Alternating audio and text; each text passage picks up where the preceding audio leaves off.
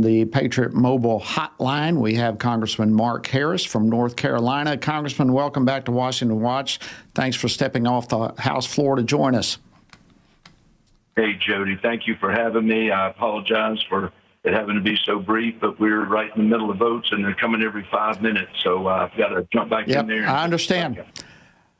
I remember that very well, so I figured that was probably the case. So thank you for jumping off the floor for a moment to join us. Real quickly, I do want to hear what's happening on the House floor, but you were part of the Judiciary Committee on the Southern Poverty Law Center yesterday.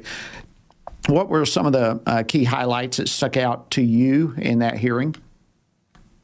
Well, yesterday, I think, was an incredible hearing that was held by the Judiciary Committee, as you point out, really putting the spotlight on the Southern Poverty Law Center and really just pointing out the fraud that has taken place and has come to light.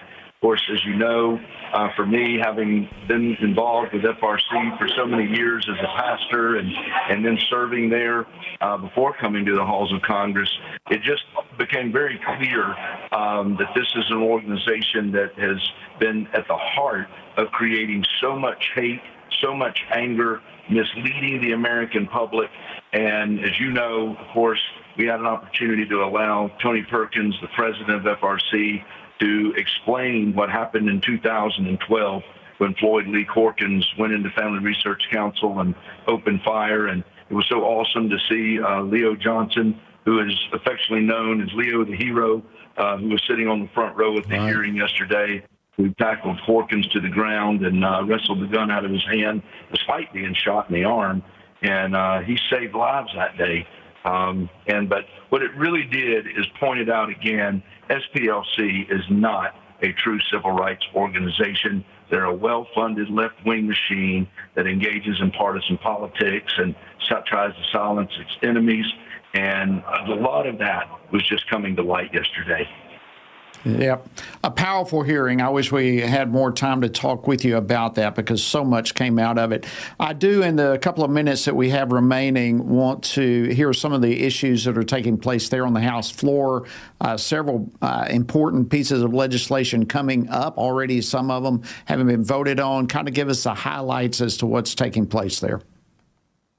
Well, obviously, right now, there's a bill that stepped out before you could see the final vote on what happened to the building of a women's museum that was part of the conversation today.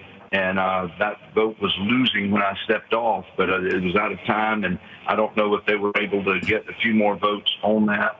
I know there's been a lot of work that was done by conservatives like Mary Miller and others that got some things put in that bill to make sure that it was not going to be a celebration of the left-wing processes that we would all expect of the Smithsonian at times, but it was going to be truly a women's museum. So I don't know what the result of that is. Again, I stepped off. We do have a War Powers Act vote that's next that we're going to be voting on that, once again, I trust will go down.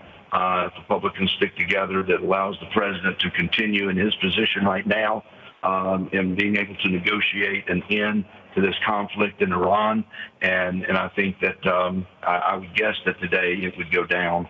Once again, we voted down this previously, and I would expect today we don't want to tie the president's hands as he's trying to bring this conflict to an end.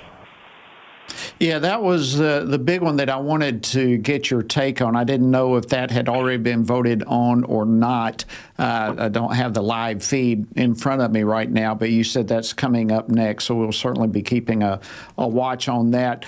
Unfortunately, our time has run out. Thank you for joining us, North Carolina Congressman Mark Harris, on our Patriot Mobile Hotline. Thank you for coming off the floor. God bless you.